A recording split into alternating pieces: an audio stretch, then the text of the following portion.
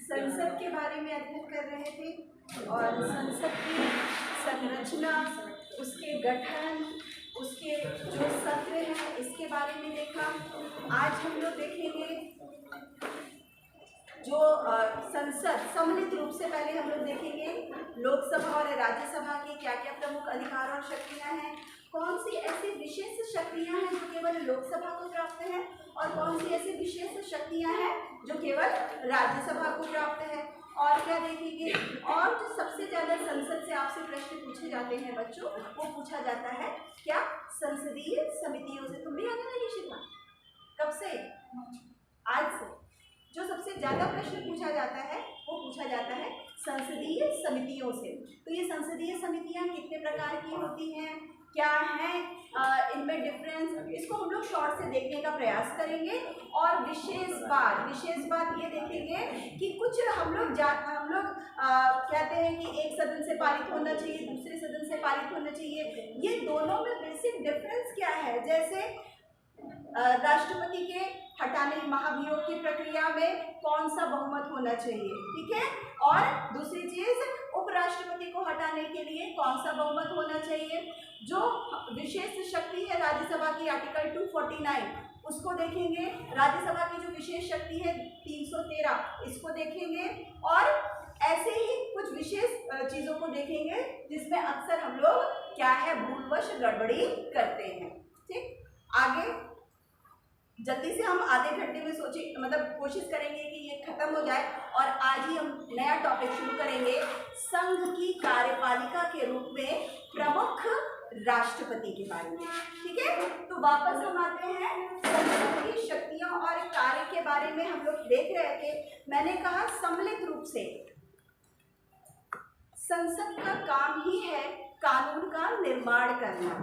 संसद मुख्य रूप से केंद्र सूची के विषय पर, संसद मुख्य रूप से संवर्ती सूची के विषय पर, संसद मुख्य रूप से अवशिष्ट शक्तियों के रूप में, चौथा और कुछ विशेष मामलों में राज्य सूची के विषय पर कानून का निर्माण करती हैं। अगर मैं संक्षेप में आपको बताऊं, कानून निर्माण करने की बच्चों चार उनको सूचियों में या चार विषयों में हम इनको बांट कर उसको देखते हैं।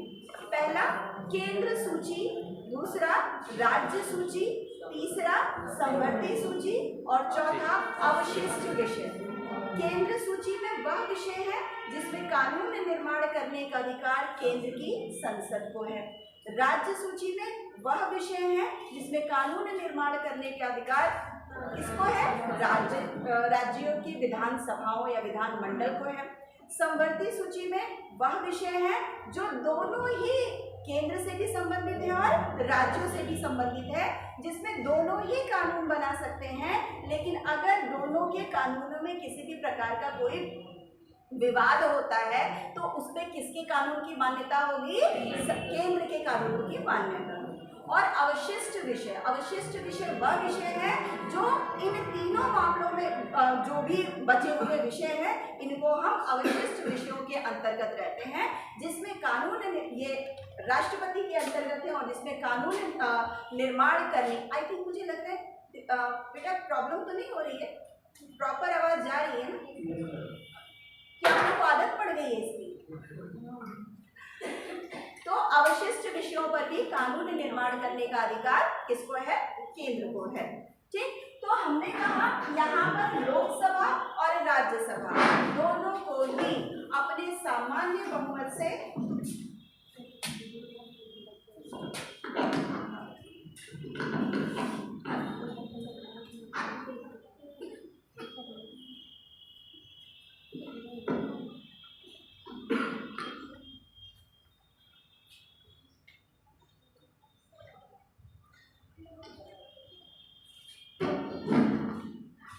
अपने सामान्य बहुमत से कानून का निर्माण करते हैं। ये संसद मतलब संसद मैंने आपको बताया था, जो वाचन है मुख्य रूप से 3 वाचन होता है, प्रथम वाचन, द्वितीय वाचन और तृतीय वाचन।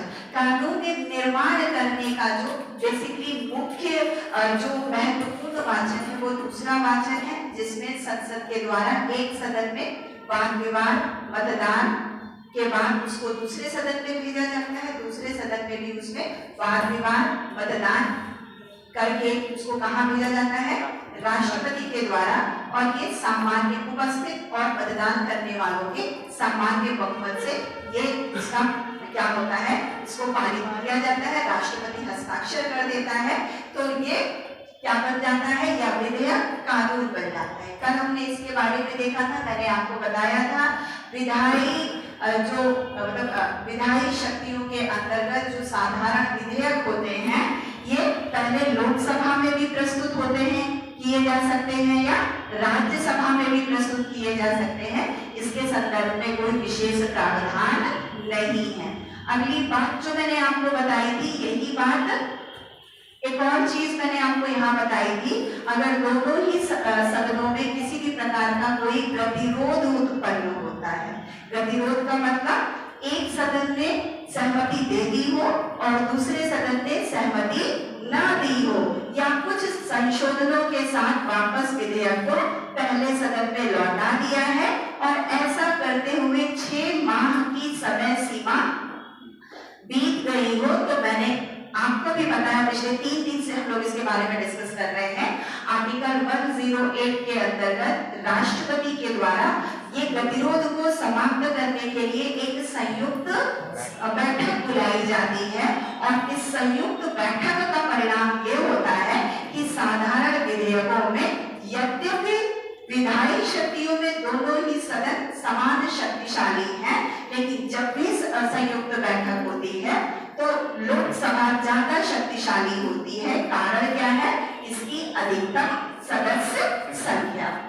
अगली चीज जो मैंने आपको बताई थी, संविधान में संशोधन, ये साधारण बहुमत से होता है, उपस्थित और मतदान करने वालों के, और यहाँ पर क्या है, विशेष उपस्थित और मतदान करने वालों के 2/3 बहुमत। इसको मैं अभी थोड़ी देर में लिखवा भी दूंगी। संविधान संशोधन विधेयक किसी भी सदन में पहले प्रस्तुत हो सकता है। एक सदन में प्रस्तुत होने के बाद वाद विवाद करने के बाद इसको दूसरे सदन में प्रेषित कर दिया जाता है। वहां पर भी सेम वही प्रक्रिया होती है, प्रस्तुत होता है, वाद विवाद होता है, मतदान होता है, और अगर दोनों ही सदस्य इसमें अपने उपस्थित और मतदान करने वालों के 2/3 बहुमत से इसको प्रस्ताव पारित कर देते हैं, तो ये राष्ट्रपति के समक्ष जाता है, जहां पर राष्ट्रपति के हस्ताक्षर करने के बाद ये क्या बन जाता है बच्चों, ये संविधान में संशोधन या संविधान में किसी भी प्रकार का परिवर्तन हो जाता है। यहाँ पर विशेष बात है कि संविधान संशोधन विधेयक के अंतर्गत या कोई बाध्यता नहीं है कि ये विधेयक पहले राज्यसभा में रखा जाए कि लोकसभा में रखा जाए। संविधान संशोधन विधेयकों पर दोनों ही सदनों को समान शक्ति प्राप्त है। विशेष बात क्या है, विशेष बात ये है कि संविधान संशोधन विधेयक पर किसी भी प्रकार के संयुक्त बैठक का प्रावधान नहीं है। मतलब विधायी शक्ति पर संविधान संशोधन विधेयकों पर काफी हद तक लोकसभा और राज्यसभा को समान स्थिति प्राप्त है। बस संयुक्त बैठक की स्थिति में लोकसभा की स्थिति थोड़ी सी बेटर प्रतीत होती है। वित्तीय शक्तियां, ठीक है, साधारण विधेयक, संविधान संशोधन विधेयक और कौन से तीसरे प्रकार के थे, जो वित्त विधेयक, जिनका वर्णन आर्टिकल 109 में है। सदैव और सदैव राष्ट्रपति की सहमति से इसको कहां प्रस्तुत किया जाएगा, लोकसभा में प्रस्तुत किया जाएगा। लोकसभा में प्रस्तुतिकरण के बाद इसमें वाद विवाद होगा, मतदान होगा, और उसको हम कहां भेजेंगे, दूसरे सदन अर्थात राज्यसभा में भेजेंगे। राज्यसभा इस मनी बिल को अपने वाद विवाद होता है, मतदान होता है, और अगर ये अपनी सहमति दे दी तो दोनों ही सदनों से ये पारित मानकर ये राष्ट्रपति के पास चला जाता है। लेकिन अगर इस मनी बिल पर राज्यसभा ने अपनी कोई सहमति व्यक्त नहीं की और ऐसा करते हुए 14 दिन की समय सीमा बीत गई है, तो ये मान लिया जाएगा कि ये मनी बिल क्या है, राज्यसभा से भी पारित हो गया है। अर्थात वित्तीय शक्तियां, फाइनेंशियल पावर के अंतर्गत लोकसभा ज्यादा शक्तिशाली है और राज्यसभा मात्र और मात्र न चाहते हुए अगर ये पारित नहीं करना चाहता मनी बिल को, तो वो कितने देर तक उस बिल को रोक सकता है? 14 दिन। अर्थात मनी बिल पर लोकसभा को शक्ति ज्यादा प्राप्त है, राज्यसभा को शक्ति प्राप्त नहीं है। वापस आते हैं कार्यपालिका। आपको मैंने पहली कक्षा जब पार्लियामेंट को पढ़ाना शुरू किया तो मैंने आपको बताया हमारे 3 स्तंभ हैं, कानूनों के निर्माण से को लेकर, कानूनों के क्रियान्वयन को लेकर और व्यवस्था को बनाए रखने को लेकर। और हमारे यहाँ पार्लियामेंट्री फॉर्म ऑफ गवर्नमेंट को चुना गया है, संसदीय विधान को चुना गया है, अर्थात उत्तरदायी शासन को चुना गया है। उत्तरदायी शासन, हमने सरकार चलाने की जिम्मेदारी जिस संस्था को दी है वो है कार्यपालिका, और कार्यपालिका के रूप में भी 2 मॉडल प्रचलित है। थोड़ी देर बाद जस्ट हम लोग देखने वाले हैं, एक संसदीय और दूसरी अध्यक्षीय। संसदीय वह शासन व्यवस्था है जिसमें कार्यपालिका के 2 प्रधान होते हैं और अध्यक्षीय वह शासन व्यवस्था है जिसमें कार्यपालिका के 1 प्रधान होते हैं। हमारे यहाँ पर संसदीय व्यवस्था को चुना गया है और संसदीय व्यवस्था का महत्वपूर्ण विशेषता है उत्तरदायी। सरकार अपने कार्यों के लिए उत्तरदायी होगी, किसमें? विधायिका के प्रति।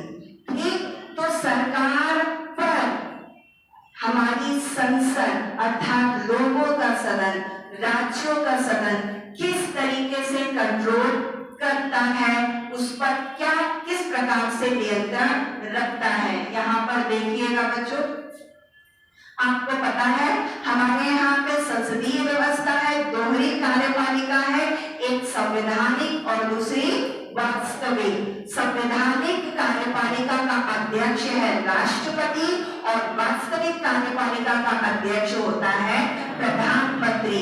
कैबिनेट किसके अधीन रहती है? प्रधानमंत्री के। सरकार चलाने की वास्तविक जिम्मेदारी किसको है? प्रधानमंत्री और उसकी कैबिनेट को। हमने सारी पावर दे दी, तो उस पावर को हम कैसे कंट्रोल में रखेंगे, कैसे हम उसको अपने निरंकुश मतलब शक्तियों के दुरुपयोग की संभावना को हम कैसे रोकेंगे? तो इसके लिए ये कहा गया है कि ये कार्यपालिका रिस्पॉन्सिबल है, उत्तरदायी है, किसके प्रति? विधायिका के प्रति। कैसे? कार्यपालिका में जो मंत्री चुने जाएंगे, मंत्री मेंबर ऑफ मतलब हमारे मंत्रिमंडल के या मंत्री परिषद के, उनको सदस्य होना चाहिए किसका? संसद का। ठीक है, और अगर किसी भी मंत्रिमंडल में ऐसे व्यक्ति को मंत्री बना दिया गया जो किसी संसद का सदस्य नहीं है, तो क्या वो बन सकता है कि नहीं बन सकता? बिल्कुल बन सकता है, बस शर्त यह है कि मंत्री बनने के 6 माह के अंदर संसद की सदस्यता को उसको ग्रहण कर लेना है। कार्यपालिका का जो सदस्य है उसको सदस्य होना चाहिए संसद का, चाहे वो लोकसभा चाहे वो राज्यसभा, और अगर नहीं है तो 6 माह के अंदर उसको सदस्यता ग्रहण करनी है। इस रूप में कार्यपालिका उत्तरदायी है किसके प्रति? विधायिका के प्रति। दूसरा,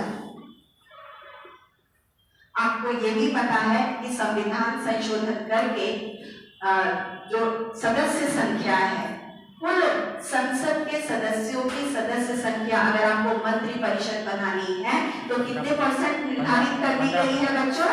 15%। मतलब कोई भी सरकार अपनी मंत्रिमंडल में संसद के कुल सदस्य संख्या के 15% से ज्यादा व्यक्तियों को मंत्री नहीं बना सकते हैं।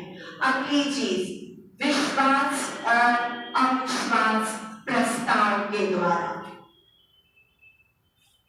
आपको पता है ये विश्वास और अविश्वास प्रस्ताव ये विशेष शक्ति है किसकी? लोकसभा की। विश्वास प्रस्ताव लाया जाता है सत्ता पक्ष के द्वारा और अविश्वास प्रस्ताव सरकार के खिलाफ लाया जाता है विपक्ष के द्वारा। ठीक है, क्यों कब लाया जाता है? सरकार ने किसी भी नीति को, किसी भी कार्य को सदन में या किसी भी विधेयक को सदन में प्रस्तुत किया तो विपक्ष ये कहते हुए कि ये जो नीति है, ये जो विधेयक है, ये जो कार्य है, सदन में इनमें आम सहमति नहीं है, सरकार इस पर जब भी मतदान होगा सरकार इस पर पर्याप्त रूप से अपना बहुमत सिद्ध नहीं कर पाएगी। और ये कहते हुए कि जनता के सदन में सरकार के कार्यों के प्रति विश्वास नहीं है, सरकार ने अपना विश्वास खो दिया है, ऐसा कहते हुए विपक्ष क्या लाएगी? अविश्वास प्रस्ताव। कहां पर लाएगी? लोकसभा में, जिसको सिद्ध करते हुए सरकार के द्वारा इस अविश्वास के प्रस्ताव के विपरीत जब अपने बहुमत को जनता के सदन में कि नहीं अभी उसका जनाधार है, उसकी जो भी नीतियां हैं सदन उस पर अपना क्या देता है? उस पर अपनी सहमति देता है। अविश्वास प्रस्ताव के विरुद्ध सरकार के द्वारा लाया जाता है क्या? विश्वास प्रस्ताव। क्यों किया जाता है? ताकि समय समय पर कार्यपालिका को सचेत करना कि तुम एक नुमाइंदे हो, प्रतिनिधि हो जनता के, और ऐसा कोई कार्य न करो जो जनता के हितों के विपरीत हो। तो संसद और स्पेशली विश्वास और अविश्वास प्रस्ताव के द्वारा लोकसभा किस पर अपना नियंत्रण रखती है? कार्यपालिका। और कौन सी कार्यपालिका? प्रधानमंत्री और उसके मंत्रिमंडल। और कैसे कंट्रोल करती है कार्यपालिका विधायिका पर? समय समय पर, कल मैंने आपको बताया प्रश्न पूछकर। ठीक है, कई प्रकार के प्रश्न मंत्रियों से पूछे जाते हैं सदन के सदस्यों के द्वारा, और इन प्रश्नों की भी कई श्रेणियां हैं जिस पर कि हम लोग कल चर्चा कर चुके हैं। प्रश्न पूछकर, अविश्वास प्रस्ताव लाकर, काम रोको प्रस्ताव लाकर, निंदा प्रस्ताव लाकर, नीतिगत कटौती प्रस्ताव लाकर, कई प्रस्ताव लाकर विपक्ष के द्वारा संसद में कार्यपालिका पर विभिन्न प्रकार से क्या किया जाता है? नियंत्रण किया जाता है। अगली चीज, इन प्रश्नों के द्वारा, इन प्रस्ताव के द्वारा लोकसभा में सरकार पर क्या किया जाता है? लगाम लगाई जाती है। लेकिन आप वास्तविक रूप में देखते हैं जब बहुमत में है सरकार तो ये लगाम भी क्या होती है? अप्रभावी रहती है। वहां आइए राज्यसभा में हमने कहा विश्वास और अविश्वास प्रस्ताव खाली लोकसभा में है, राज्यसभा में ये अविश्वास प्रस्ताव सरकार के खिलाफ नहीं लगा। तो क्या राज्यसभा कार्यपालिका पर किसी भी प्रकार का नियंत्रण नहीं रखती है?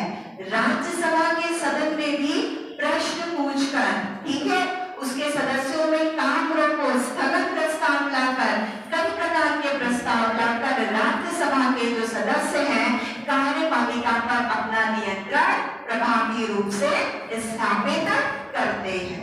ठीक है, अगली जो महत्वपूर्ण चीज है बच्चों, और कुछ चीज छूट रहा है?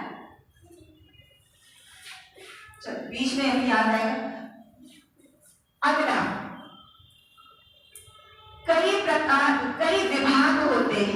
कई समितियां होती हैं, जैसे लोक लेखा समिति, संघ लोक सेवा आयोग के रिपोर्ट्स, ठीक है, अनुसूचित जाति अनुसूचित जनजाति आयोग के रिपोर्ट्स, मानवीय जो मानवाधिकार आयोग है इनके रिपोर्ट्स, वार्षिक प्रतिवेदन, इनको सदन में ये जो रिपोर्ट, चाहे वो सीएजी की रिपोर्ट हो, चाहे ये विभिन्न आयोग हो, अपनी रिपोर्टों को जो सरकार, जिन पर सरकार का नियंत्रण होता है, ये अपनी रिपोर्ट किसमें रखते हैं, संसद में रखते हैं। और इनकी रिपोर्टों की जांच पड़ताल करते हुए संसद सरकार के कार्यों पर इन समितियों के रिपोर्टों के आधार पर प्रभावी नियंत्रण स्थापित करती है इन विधायी शक्तियों के रूप में। जो विभिन्न रिपोर्ट प्रस्तुत किए जाते हैं, चाहे यूपीएससी के, चाहे विभिन्न आयोगों के, चाहे अल्पसंख्यक आयोगों के, चाहे SC/ST कमीशन के,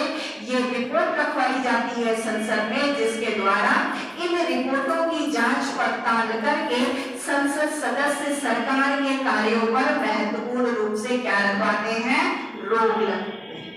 अपनी विशेष शक्ति लोकसभा की क्या होती है कि संयुक्त बैठक में लोकसभा जो अध्यक्ष है वही उस संयुक्त बैठक की अध्यक्षता करता है। राज्यसभा का सभापति संयुक्त बैठक की अध्यक्षता नहीं करता। तो विशेष प्रावधान और विशेष शक्ति के अंतर्गत हमने देखा कि अविश्वास प्रस्ताव खाली लोकसभा में होता है। अगली चीज, संयुक्त बैठक की अध्यक्षता लोकसभा अध्यक्ष के द्वारा होता है। जो मंत्रिपरिषद के सदस्य हैं, कुल सदस्य संख्या का कितना होना चाहिए, 15% होना चाहिए। और क्या, आपात उपबंधों के अंतर्गत, जो आपको पता, मैंने आपको आपातकाल पढ़ाया और आपको बताया कि हमारे यहाँ पर संविधान के 3 प्रकार के आपातकाल का चर्चा है, 352, 356 और 307।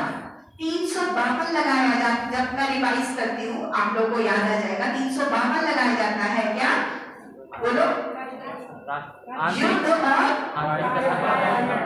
आंतरिक अशांति, तो शब्द है ही नहीं, सशस्त्र विद्रोह के आधार पर। 356 लगाया जाता है राज्यों में संवैधानिक तंत्र के विफल होने पर, और 307 लगाया जाता है क्या, वित्तीय, किसी भी प्रकार की कोई गड़बड़ी है तो उस पर। इस आपातकाल पे मैंने आपको बताया कि 352 के अंतर्गत राष्ट्रपति के द्वारा आपातकाल की घोषणा के बाद 1 माह के अंदर, और 356 के अंतर्गत राष्ट्रपति शासन की घोषणा को राज्यों में 2 माह के अंदर, और वित्तीय आपात 360 के अंतर्गत राष्ट्रपति की घोषणा के 2 माह के अंदर संसद की स्वीकृति मिलनी आवश्यक है। ऐसा मैंने बताया था, मैं फिर से रिपीट करती हूँ। ये जो मैंने आपको ये भी बताया था, आपातकाल की घोषणा कौन करता है, राष्ट्रपति करता है।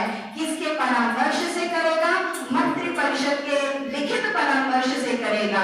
अगर 1 माह के अंदर संसद ने इस पर अपनी स्वीकृति प्रदान नहीं की तो ये जो घोषणा है ये क्या है, समाप्त समझी जाएगी।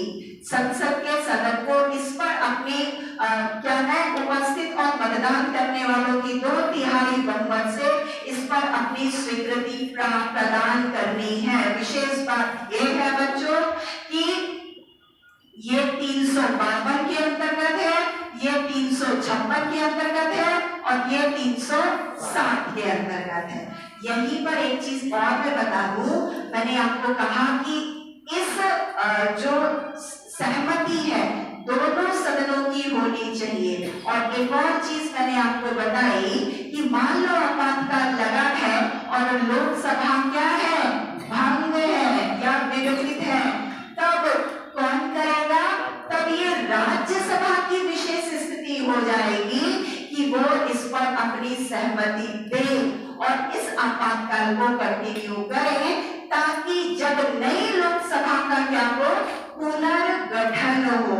चुनी जाए, तब पहली बैठक में इस पर अपनी सहमति व्यक्त कर देता है लोकसभा, तो ये आपातकाल कंटिन्यू रहती है।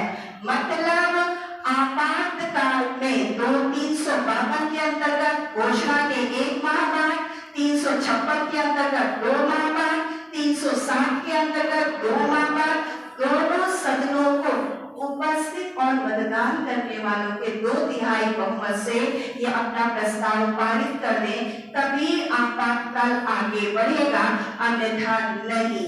लेकिन राज्यसभा इसमें विशेष स्थिति ये रखता है कि अगर लोकसभा विघटित है तो आपातकाल पर सारी की सारी शक्ति किसको हो जाएगी? राज्यसभा को। मैं ये बताने का आपको प्रयास कर रही थी, ठीक है। तो ये विशेष चीज है आपातकाल के संदर्भ में संसद को प्राप्त शक्ति। निर्वाचन, लोकसभा किसका किसका निर्वाचन करता है? मतलब संसद, राष्ट्रपति, उपराष्ट्रपति,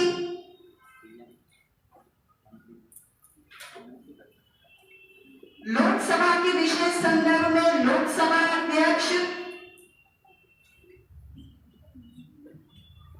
राज्यसभा के संदर्भ में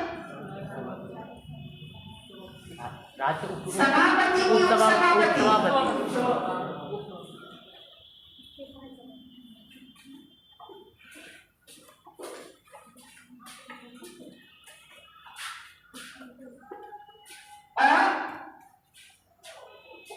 और किसका करता है? राज्यपाल को तो राष्ट्रपति नियुक्त करता है, ठीक है। इनके निर्वाचन इनको नियुक्त करता है और पद से हटाने का भी कार्य करता है। राष्ट्रपति के लिए पद से हटाने के लिए महाभियोग, इनके लिए जो शब्दावली प्रचलित है रिमूवल, पद से हटाना, और एससी हाई कोर्ट और सुप्रीम कोर्ट के न्यायाधीशों को, किसको? जजेस of the high court and the supreme court, किस आधार पर? साबित कदाचार और असमर्थता, अक्षमता या असमर्थता या कदाचार।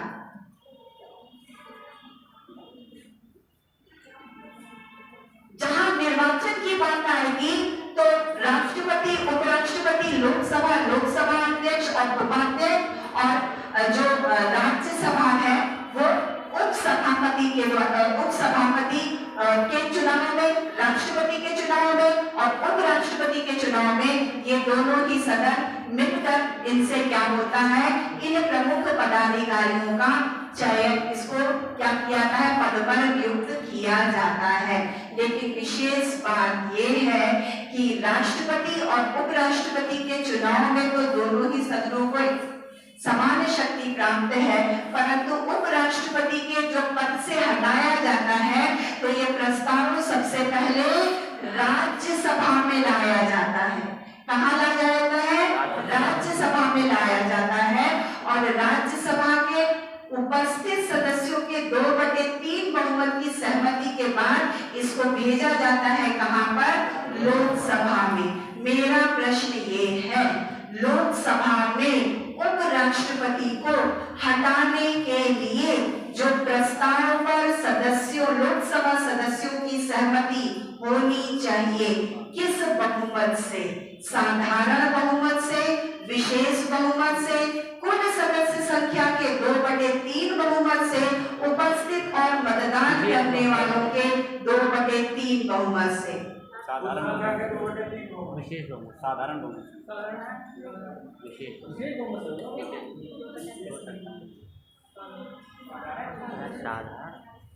साधारण, सिर्फ सहमति मिलनी चाहिए लोकसभा की।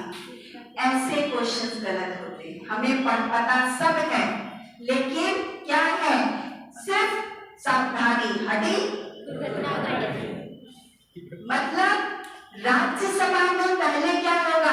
प्रस्ताव को उसमें अपनी विशेष बहुमत उपस्थित और मतदान करने वालों के 2/3। यहाँ पर राज्यसभा की स्थिति क्या है? उपराष्ट्रपति के हटाने के संदर्भ में विशेष स्थिति है। दूसरी, जब यहाँ पर यह प्रस्ताव पारित हो जाता है तो लोकसभा में सिर्फ सहमति मिलनी चाहिए।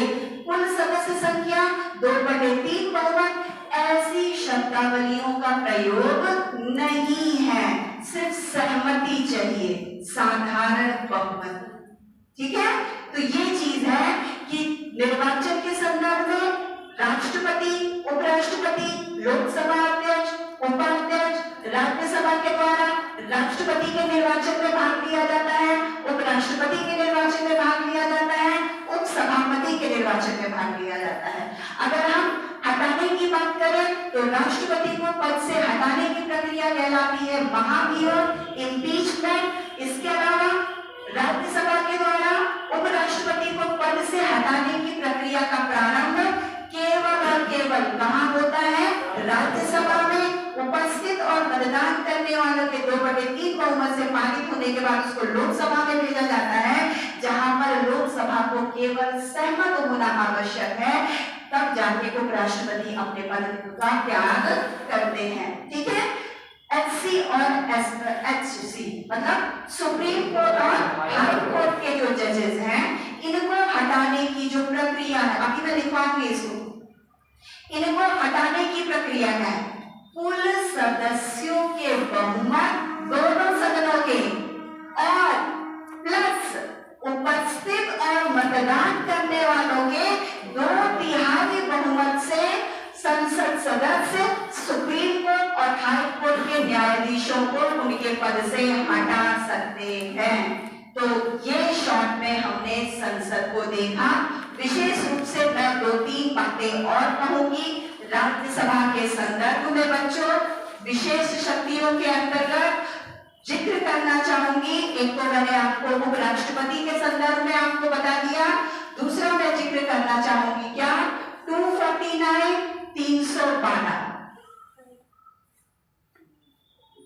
दोनों को ही संसद के द्वारा उपस्थित और मतदान करने वालों के 2/3 बहुमत से पारित कर दिया जाता है।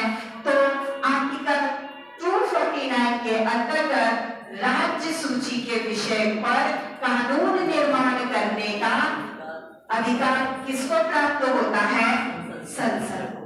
लेकिन प्रश्न मेरा ये है कि ऐसा किस आधार पर करेगी संसद? वो आधार क्या है जिसके आधार पर राज्य सूची के विषय पर क्या करेगी? कानून निर्माण करने के लिए ये 249 के अंतर्गत ये विशेष बहुमत लाएगी, और वो आधार है राज्य सूची के विषय को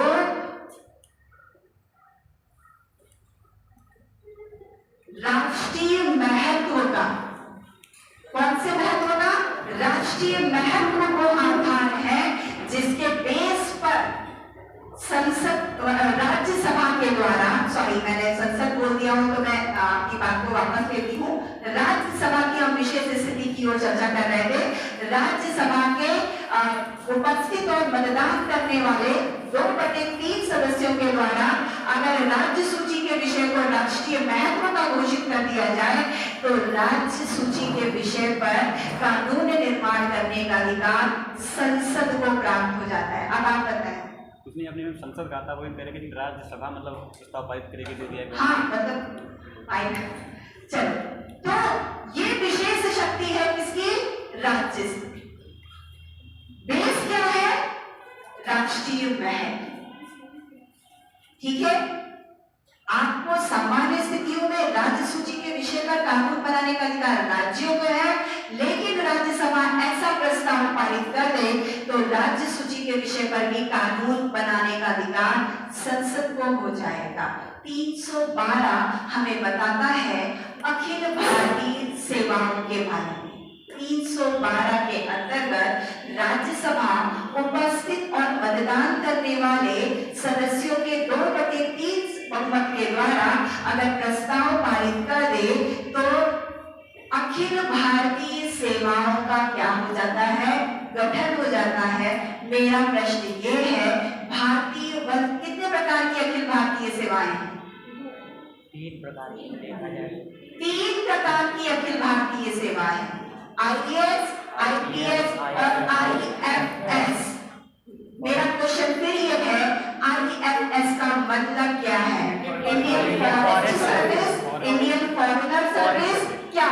फॉरेस्ट भारतीय वन सेवा, ठीक है। भारतीय वन सेवा अखिल भारतीय सेवाओं के अंतर्गत राज्यसभा 312 के, इसका मतलब क्या है? अखिल भारतीय सेवाओं का मतलब, अखिल भारतीय सेवा वह सेवा होती है जिसको कि संघ की कार्यपालिका के रूप में राष्ट्रपति के द्वारा इस पर अपनी ये जो सदस्य और अधिकारी होते हैं उनके अधीन कार्य करते हैं और राष्ट्रपति के प्रसाद पर्यंत,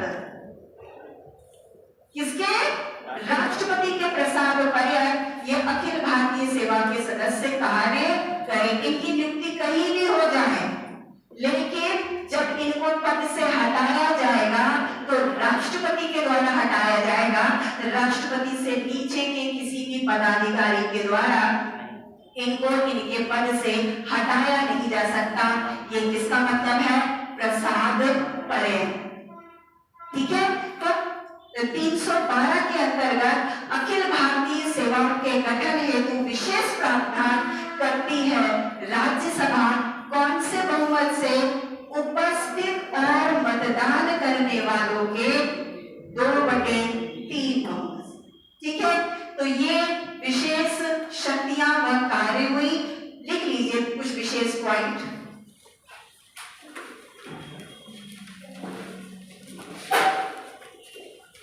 नोट डाल के लिखिएगा।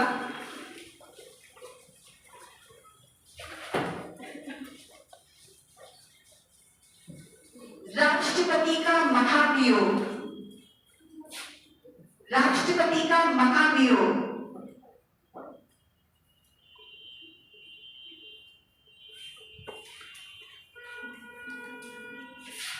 संसद के कुल सदस्य संख्या का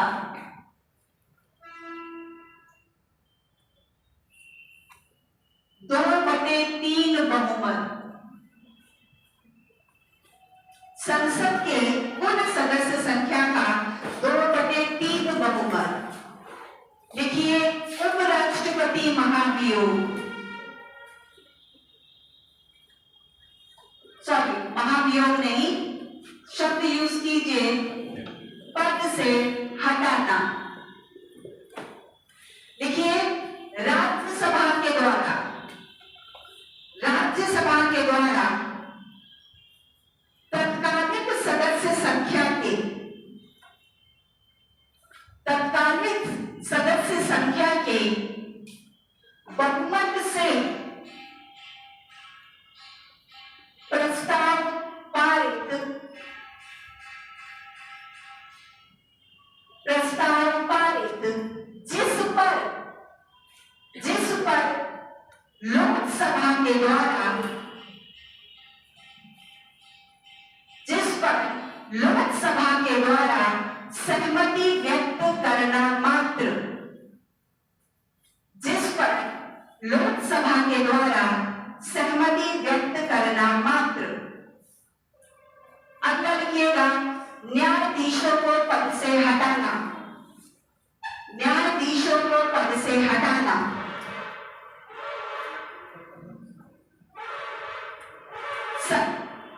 न्यायाधीशों को पद से हटाना लिख लिया। लिखिए संसद के कुल सदस्य संख्या का बहुमत, संसद के कुल सदस्य संख्या का बहुमत प्लस उपस्थित व मतदान करने वालों के 2/3 बहुमत, उपस्थित व मतदान करने वालों के 2/3 बहुमत। अगला लिखिए राज्यसभा राज्य सूची के विषय पर संसद को कानून बनाने का अधिकार, राज्य सूची के विषय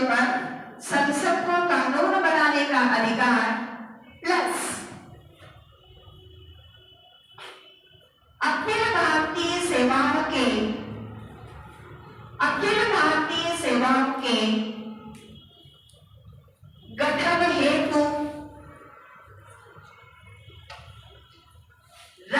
डैश करके लिखिए, राज्यसभा में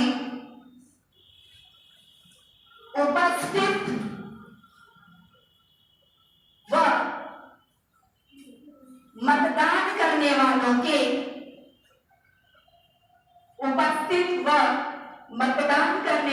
के दो तिहाई बहुमत से प्रस्ताव पारित। उपस्थित व मतदान करने वालों के 2 तिहाई बहुमत से प्रस्ताव पारित। देख लिया? अगर लिखिएगा संविधान संशोधन, संविधान संशोधन,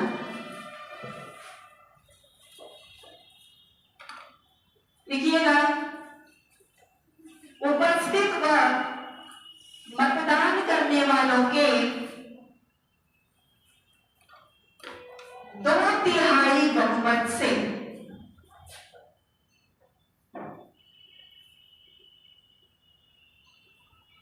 लिख लिया? अगला लिखिएगा 108 के अंतर्गत, 108 के अंतर्गत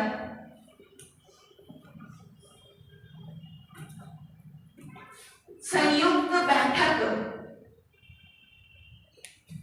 108 के अंतर्गत संयुक्त बैठक, लिखिएगा इसमें उपस्थित और मतदान करने वालों के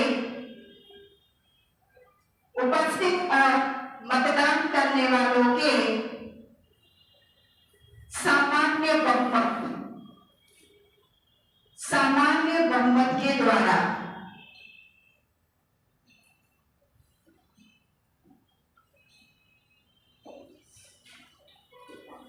संसद के जो सत्र हैं, आपको पता है एक निर्धारित अवधि में चलते हैं, काम कम होता है, शोर शराबा ज्यादा होता है, तो बाकी के बचे हुए कार्यों को करने के लिए संसद के द्वारा समितियों का गठन किया जाता है, विभिन्न प्रकार की कमेटियों का गठन किया जाता है। समितियां किसे कहते हैं? संसद के कार्यों में विभिन्न प्रकार की नियमों प्रक्रियाओं के संचालन करने के लिए सदन के अध्यक्ष या सभापति के द्वारा जब कुछ सदस्यों को मिलाकर कुछ किसका गठन किया जाता है? समितियों का गठन किया जाता है, तो हम इनको बोलते हैं संसदीय समितियां। क्योंकि जो सेशन चलते हैं उसमें काम कम होता है और बाकी की चीजें शोर शराबा ज्यादा, तो इसके लिए कामों को वास्तविक रूप से निपटाने के लिए संसदीय समितियों का उल्लेख किया जाता है। मैं सारी समितियां आपको नहीं बता रही हूँ, मैं खाली कुछ विशेष महत्वपूर्ण समितियों के बारे में चर्चा करके हम आगे के टॉपिक पे बढ़ेंगे। समितियों को बच्चों इनका वर्णन आर्टिकल 118 में 118 के अंतर्गत है, ठीक है। समितियों को मोटे तौर पर 2 भागों में बांटते हैं, स्थायी समितियां और तदर्थ समितियां। स्थायी समितियां वो होती हैं जिनको हम किसी विशेष मामले के लिए स्थायी रूप से गठित करते हैं। इनकी जो सीमा होती है, इनका जो कार्यकाल होता है वो मुख्य रूप से 1 वर्ष होता है, ठीक है। तदर्थ समितियां वह समितियां होती हैं जो किसी विशेष मामले को पूरा देखने के लिए, इसमें जांच करने के लिए या इस पर अपनी रिपोर्ट देने के लिए इनको नियुक्त किया जाता है, इनकी नियुक्ति की जाती है। टेम्परेरी होती है, अस्थायी होती है। प्रॉब्लम आई, एडहॉक कमेटी का गठन किया, ठीक है, प्रॉब्लम खत्म, एडहॉक कमेटी खत्म। तदर्थ समितियों को अब तक जो एडहॉक कमेटियां हैं बच्चों, इनको हम अब तक 5 मामलों में, कितने मामलों में? 5 मामलों में एडहॉक या तदर्थ कमेटियों की नियुक्ति की गई है। 1987 में, दूसरा 1992 में, तीसरा आई थिंक 1997 में, चौथा 2000 में और 5वां ये 2000 है, ये 2002 है, ये 2011 है। 1987 में बेवोर्स का मामला,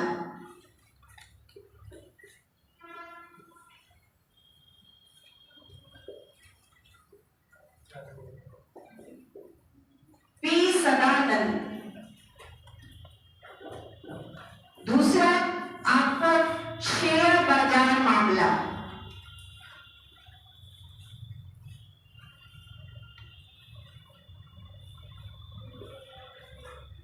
राम निवास मुर्दा की अध्यक्षता में 2000 में स्टॉक एक्सचेंज स्कैम,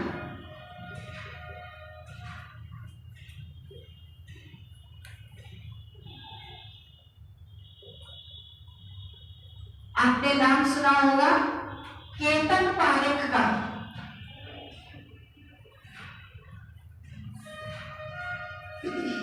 प्रकाश मणि त्रिपाठी की अध्यक्षता में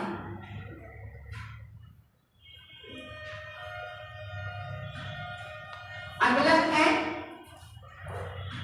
कोल्ड ड्रिंक में कीटनाशकों के मिलने की जांच करने हेतु एक अनाथ समिति गठित की गई थी।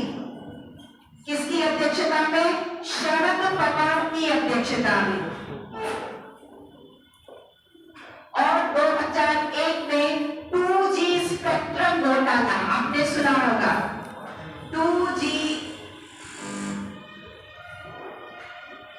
स्पेक्ट्रम घोटाले में जांच करने के लिए एक तदर्थ समिति चुनी गई थी बच्चों, PC चाको की अध्यक्षता में। PC चाको की अध्यक्षता में अब तक 5 तदर्थ समितियों की गठन किया गया है।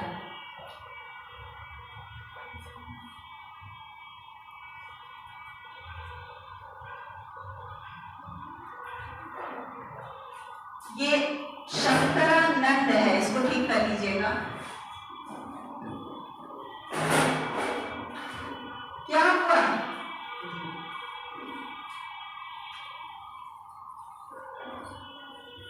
ठीक है, विशेष मामला था बोफोर्स का जो घोटाला था, ये 1987 में था। इसकी जांच करने के लिए किसकी अध्यक्षता में? पी शंकरानंद की अध्यक्षता में। 1992 में आपने हर्षद मेहता का नाम सुना होगा, ठीक है। स्टॉक एक्सचेंज जो भी चीजें थी उनको करने के लिए जो शेयर घोटाला हुआ था, उसकी जांच करने के लिए 1992 में रामनिवास मुर्दा राजस्थान के एक बहुत ही सम्मानित लोकप्रिय एक मंत्री थे, उनकी अध्यक्षता में इस कमेटी का गठन किया गया था। तीसरा 2000 में स्टॉक एक्सचेंज घोटाला हुआ था, इसकी जांच करने के लिए प्रकाश मणि त्रिपाठी की अध्यक्षता में यह एनॉन कमेटी का गठन किया गया। 2002 में विभिन्न प्रकार के कोल्ड ड्रिंक में जो कीटनाशक तत्व मिलाकर इनको ज्यादा क्या बनाने, इसकी जांच करने के लिए 2002 में जिस एनॉन कमेटी का गठन किया गया वो किसकी अध्यक्षता में? शरद पवार की अध्यक्षता में। और 2011 में 2G स्पेक्ट्रम घोटाले की जांच करने के लिए जिस कमेटी का गठन किया गया वो किसकी अध्यक्षता में? PC चाको की अध्यक्षता में। और ये जो संसदीय समितियां होती हैं, ये एडॉक कमेटियां होती हैं, इनको 2:1 के अनुपात में इनको गठित किया जाता है। इसका मतलब क्या है? किसकी सदस्य संख्या ज्यादा है? लोकसभा की। किसकी कम है? राज्यसभा की। अगर मान लो 10 टोटल सदस्य हैं तो 7 सदस्य लोकसभा से और कितने सदस्य राज्यसभा से? अगर 15 सदस्य हैं तो 10 लोकसभा से और 5 राज्यसभा से। इसी को हम बोलते हैं क्या? इनका गठन किस अनुपात में किया जाता है? 2:1। ठीक है, वापस आइए। स्थानीय समितियों में मुख्य रूप से 3 वित्तीय समितियों पर बार-बार हम लोग क्वेश्चन आते हैं और हर बार कहीं ना कहीं किसी ना किसी एग्जाम में क्वेश्चन पूछे जाते हैं। 3 प्रकार की प्रमुख वित्तीय समितियां हैं बच्चों। नंबर 1 लोक लेखा समिति, नंबर 2 अनुमान समिति और प्राक्कलन समिति, नाम सुने हो, और नंबर 4 लोक उद्यम समिति, ठीक है, कमिटी ऑफ पब्लिक अंडरटेकिंग, इसको हम वो कहते हैं, ठीक है। दूसरी क्या है, अब पहली क्या मैंने बताई, लोक लेखा समिति, पब्लिक ऑडिट कमेटी, और दूसरी क्या बताई, एस्टिमेट कमेटी, अनुमान समिति और प्राक्कलन समिति। बहुत इंपॉर्टेंट है बच्चों, हर बार एग्जाम में इनसे एक नए क्वेश्चन आता है। तो एक मैं कौन सी समितियों की चर्चा कर रही हूँ, नहीं, स्थायी समितियों में कौन सी, वित्तीय समिति। नंबर 1 लोक लेखा, नंबर 2 अनुमान और प्राक्कलन समिति, नंबर 3 लोक उद्यम समिति।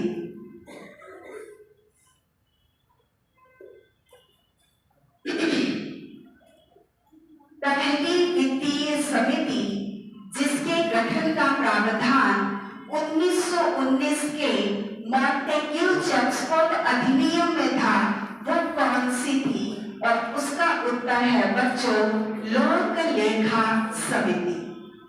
किस अधिनियम में था, 1919 के जो मॉन्टेग्यू चेम्सफोर्ड अधिनियम था, आपको पता है बेसिकली, वैसे तो बहुत से 1773 से अधिनियम है, हमारे यहाँ जो डिवाइड एंड रूल की पॉलिसी लागू हुई वो किसमें थी, 1909 के मॉन्टेगू अधिनियम से, उसके बाद 1919 के मॉन्टेग्यू चेम्सफोर्ड अधिनियम से, और उसके बाद 1935। तो पहली बार ब्रिटिश भारत में जिस वित्तीय समिति का उल्लेख था वो कौन थे, लोक लेखा समिति, जिसको 1919 के अधिनियम में जिसके गठन की बात की गई और जिसको 1921 में गठित किया गया। लोक उद्यम समिति होती क्या है, इसको ध्यान से देखिएगा बच्चों। अच्छा, आगे मैं बढ़ूं, आपको मैं बता दूं, लोक उद्यम समिति में 22 सदस्यों में 15 सदस्य लोकसभा के, 7 सदस्य राज्यसभा के, 30 एस्टिमेट कमेटी में 30 के 30 सदस्य लोकसभा के होते हैं, ठीक है। और जो लोक उद्यम समिति है, ध्यान दीजिएगा, ये रिवर्स जा रही है, 22 है, 15 लोकसभा के और 7 राज्यसभा के। इतनी बात समझ में आ गई, आगे बढ़े। एक और महत्वपूर्ण फैक्ट, जो प्राक्कलन समिति है इसको, और जो लोक उद्यम समिति है, इसका जो गठन है ये बाद में हुआ। सबसे पहले कौन सी समिति गठित की गई, लोक लेखा समिति, ठीक है। पहली चीज तो ये, लोक लेखा में कितने हैं, 22 सदस्य, जिसमें 15 लोकसभा से और 7 राज्यसभा से। प्रश्न पूछा जाएगा, ऐसी कौन सी वित्तीय समिति है जिसके सारे के सारे सदस्य लोकसभा के होते हैं, तो आंसर क्या बताएंगे, प्राक्कलन समिति या अनुमान समिति।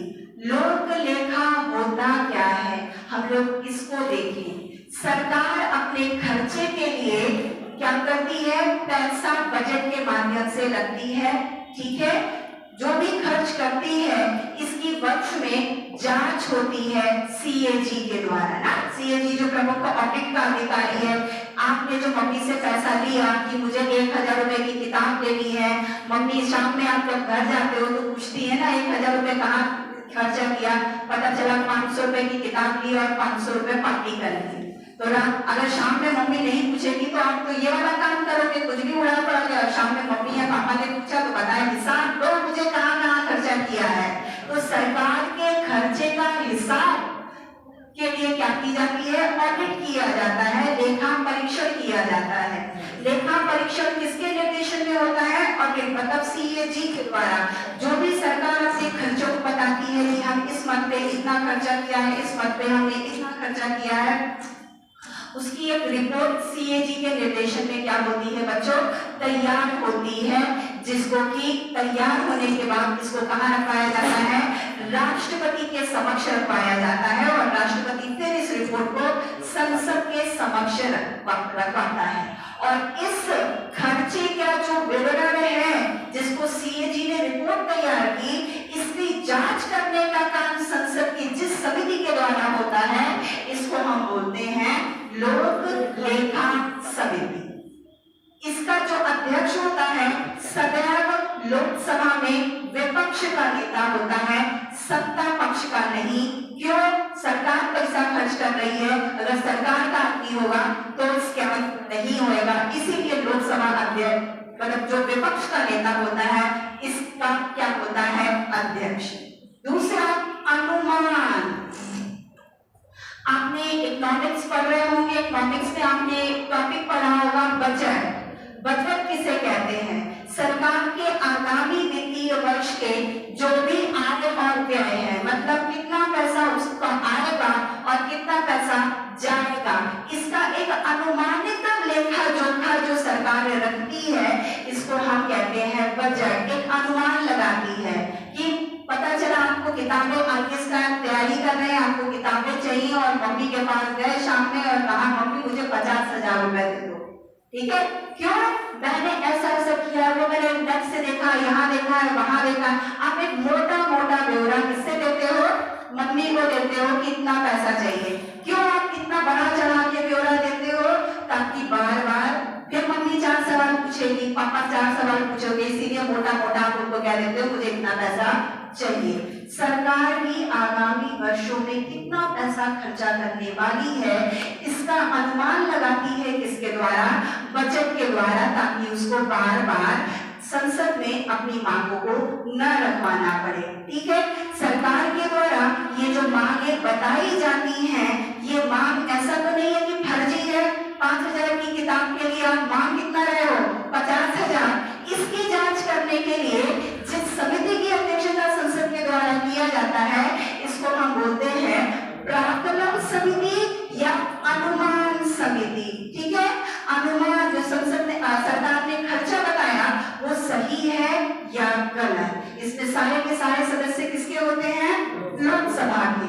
तीसरा आइए लोक उद्यम, कुछ ऐसे निकाय होते हैं जो व्यापार वाणिज्य के कार्यों में लगे होते हैं और इसमें सरकार का नियंत्रण होता है, इसको हम बोलते हैं पब्लिक अंडरटेकिंग या लोक उद्यम, ठीक है। तो लोक उद्यम समिति में जो सरकार ने जो बिजनेस जो उद्यम में लगा हुआ है, इसमें इसकी सभी से जांच करने के लिए इनके जो वार्षिक प्रतिवेदन होते हैं इसकी रिपोर्ट सीएजी के द्वारा तैयार की जाती है। इनकी जांच करने के लिए लोक उद्यमों को सीएजी की रिपोर्ट की जांच करने के लिए संसद जिस समिति का निर्माण करती है इसको हम बोलते हैं लोक उद्यम समिति, ठीक है। ये स्थायी वित्तीय समितियां हैं, प्रतिवर्ष 1 वर्ष के लिए गठित की जाती हैं, ठीक, जिसमें ये है। कुछ और समितियां हैं जिनकी चर्चा हम करेंगे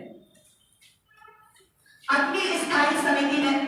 अच्छा, एक और चीज, हमारे संविधान में ऐसी कौन सी समिति है जिसका उल्लेख किया गया है,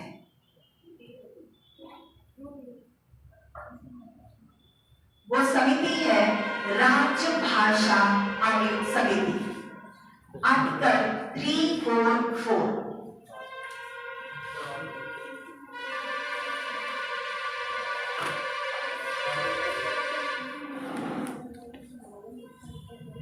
इसमें ये कहा गया है संसद एक समिति का निर्माण करेगी जिसका काम है हिंदी का प्रचार प्रसार करना और अंग्रेजी के प्रयोग को नियमित करना, नियमित मतलब कम करना, कंट्रोल करना। और इसके लिए हमारे संविधान में आर्टिकल 344 के अंतर्गत जिस समिति का उल्लेख किया गया है वो बच्चों क्या है, राजभाषा समिति। अगली स्थायी समिति है बच्चों विभागीय समितियां, डिपार्टमेंटल कमेटी। 1993 में पीवी नरसिम्हा राव के द्वारा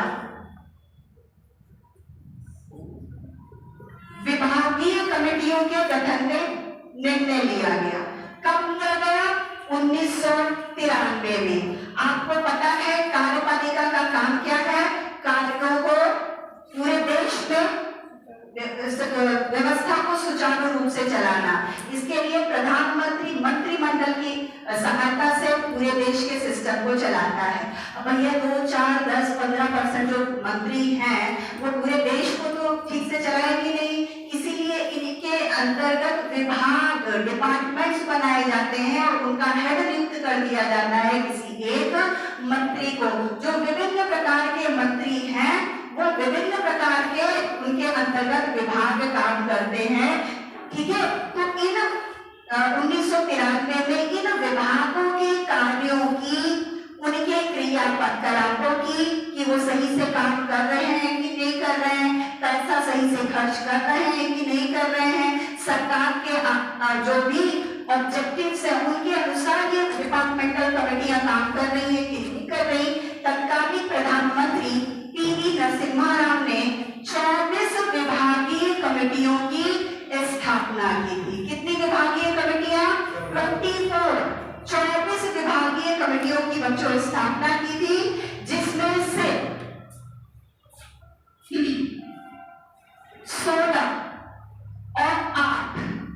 16 विभागीय कमेटियों के अध्यक्ष की नियुक्ति लोकसभा अध्यक्ष के द्वारा,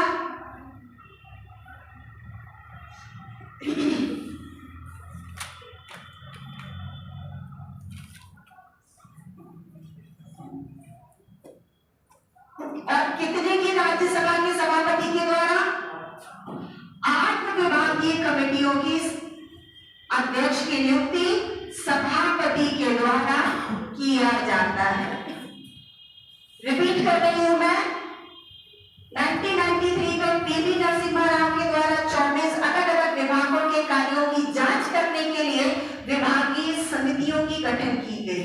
ठीक है, विभागीय समितियों में 16 लोकसभा अध्यक्ष के द्वारा इनके अध्यक्ष की नियुक्ति होती है और 24 में से 8 विभागों के अध्यक्षों की नियुक्ति कौन करता है? राज्यसभा का सभापति। इनकी सदस्य संख्या कितनी है?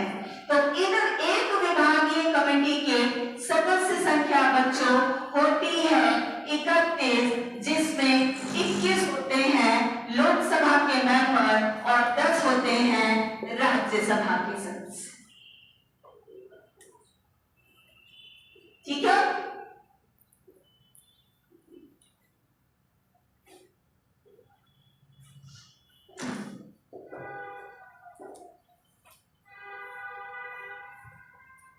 अगला है आश्वासन समिति। नाम सुना है? नहीं सुना? सरकार के द्वारा या जो भी सरकार में शामिल होता है आपको कुछ बताता है कि हम ये पूरा करेंगे, हम वो पूरा करेंगे, हमको बस सत्ता में आप बता दीजिए। वो बड़े बड़े घोषणा पत्र, एजेंडे, आश्वासन होते हैं ना। आपको कहा जाता है पेरेंट्स के द्वारा, फर्स्ट आओ हम तुम्हें ये दिलाएंगे, वो दिलाएंगे, और उसी की तलाश में आप क्या करते हो? लैब पढ़े जाते हो। तो मंत्री या जो संसद सदस्य हैं वो भी जनता को कुछ आश्वासन, कुछ लोक लुभावनी, कुछ बातें कहकर वो क्या है सत्ता में आते हैं। तो इन आश्वासन सत्ता में आने के बाद जब इनको सत्ता प्राप्त होती है तो जो जनता को दिए गए आश्वासन है ये किस हद तक पूरा कर पाए कि खाली आश्वासन ही आश्वासन दे रहे हैं, पूरा नहीं कर। इसकी जांच करने के लिए क्या होती है? जिस समिति की गठन होती है इसको हम बोलते हैं कौन सी समिति? आश्वासन। कि भैया की कहे थे पूरा किए हो कि नहीं, उसको बोलते हैं आश्वासन समिति। आश्वासन समिति में टोटल सदस्य संख्या बच्चों होती है 15, 10 लोकसभा से और 5 राज्यसभा से। टाइम हो गया क्या?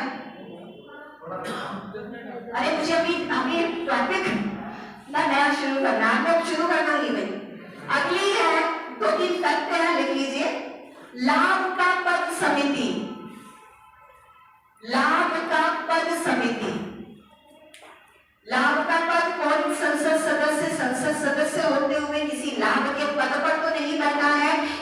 जांच करने के लिए इस संसद की समिति की क्या होती है, स्थापना होती है, जिसके सदस्य हैं 15, 10 लोकसभा से और 5 राज्यसभा से।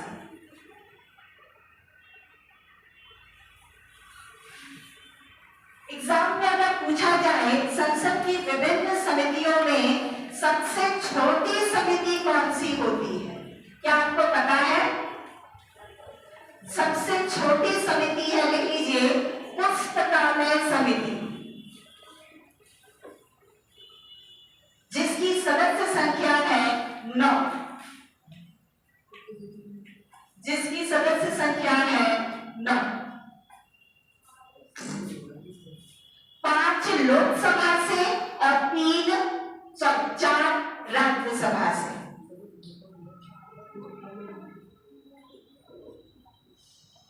क्या लिखवाया मैंने? 9, इसमें संशोधन कर लीजिए, 6 लोकसभा से 3 राज्यसभा से। अगली महत्वपूर्ण समिति है SC/ST मामले जांच समिति।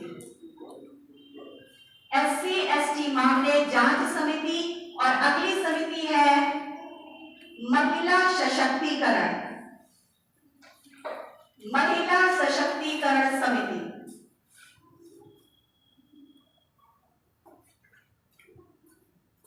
दोनों ही समितियों की सदस्य संख्या बच्चों है 30।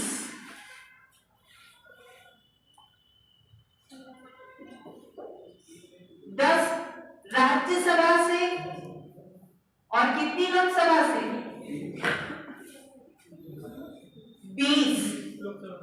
20 लोकसभा से और 10 राज्यसभा से। ठीक, अगला टॉपिक मैं शुरू कर रही हूं, वो है संघ की कार्यपालिका के।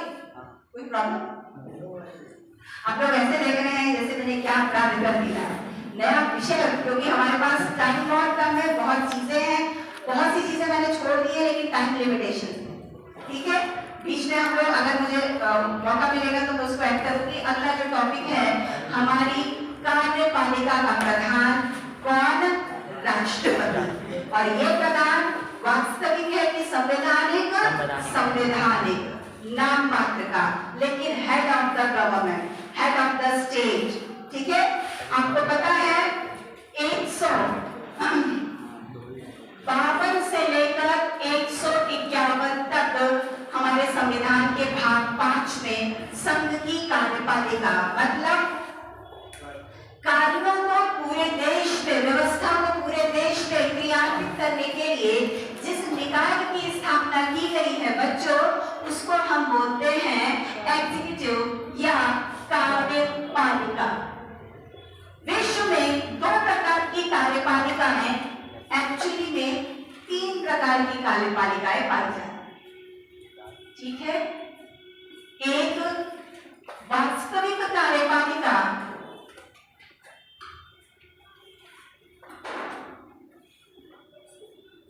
दूसरी नाम मात्र या संवैधानिक कार्यपालिका,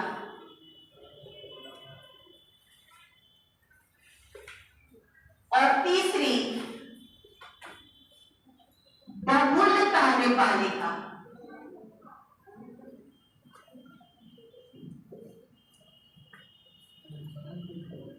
सरकार नियमों को, व्यवस्था को लागू करने के लिए वह सिस्टम जिसमें head of the government, head of the institution, head of the executive वो एक होता है और उसी के पास में संविधान द्वारा निहित शक्ति भी होती है और उन शक्ति का प्रयोग करके वास्तविक रूप से अपने कार्यों का संचालन करता है। इसको हम जिस कार्यपालिका के नाम से जानते हैं वो है वास्तविक कार्यपालिका। उदाहरण के रूप में संयुक्त राज्य अमेरिका। और दूसरे वह प्रकार की कार्यपालिका जिसमें संविधान कहता तो है महिला बहुत बड़ा है, लेकिन वास्तव में उसके पास शक्ति नाम मात्र की होती है, उसके नाम पर कोई और शक्तियों को यूज करता है, प्रयोग करता है। इसको हम बोलते हैं कौन सी? नाम मात्र की या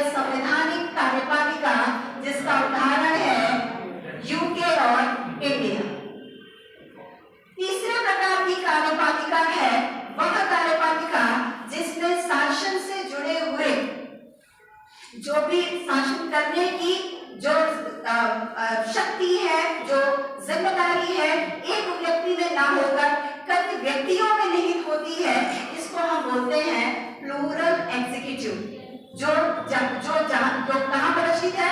स्विट्जरलैंड। लेकिन ये नाम मात्र का ये सिस्टम है बच्चों, वास्तविक रूप में विश्व में 2 ही प्रकार की कार्यपालिका अस्तित्व में है। क्या? वास्तविक और नाम मात्र। हमारे यहाँ पर जब संविधान का निर्माण हुआ और संविधान के निर्माण करते समय हम किस ढांचे को ग्रहण करें, एक तरफ हमने अमेरिका के मॉडल को देखा और एक तरफ हमने यूके मतलब इंग्लैंड के मॉडल को देखा और दोनों को हमने मिक्स करके अपनी व्यवस्था को बनाने का प्रयास किया। जब हम कार्यपालिका की बात करते हैं तो उसकी अवस्थिति के रूप में उसकी मतलब जो भी स्थिति है उसका निर्वाचन उसकी पद्धति के रूप में हमने काफी कुछ अमेरिका के मॉडल को लिया और जब उसकी शक्ति के रूप में हमने इंग्लैंड के मॉडल को लिया और हमने जिस मॉडल को बेसिकली कॉपी किया वो कौन सी थी? संसदीय व्यवस्था के रूप में कार्यपालिका की नाम मात्र अवस्थिति। अगली चीज कार्यपालिका जो हमने इंग्लैंड के मॉडल से ली बच्चों, इसमें विभिन्न प्रकार के क्या हैं? इसके अंग हैं। वास्तविक रूप से संवैधानिक रूप से कार्यपालिका का प्रधान है कौन? वास्तविक रूप से कार्यपालिका का प्रधान है कौन? प्रधानमंत्री अपने कार्यों का निर्वहन कार्यपालिका देश के व्यवस्था को लागू करने का काम करवाता है। किसकी सहायता से? और एक और महत्वपूर्ण पद है वो है महान न्यायवादी, अटॉर्नी जनरल ऑफ इंडिया। इन सब के सम्मिलित रूप को हम जिस नाम से जानते हैं वो है कार्यपालिका। राष्ट्रपति इसमें नहीं है क्या बेटा? उपराष्ट्रपति। उपराष्ट्रपति संसद का एक महत्वपूर्ण अंग है। राष्ट्रपति की अवस्थिति में तो अनुपस्थिति में वो कार्यों को करता है, लेकिन कार्यपालिका में हम इसको नहीं रखते हैं। 4 महत्वपूर्ण जो पिलर है उसको हम इसमें रखते हैं। उपराष्ट्रपति का काम क्या है? राष्ट्रपति की अनुपस्थिति में राष्ट्रपति के दायित्वों का निर्वहन।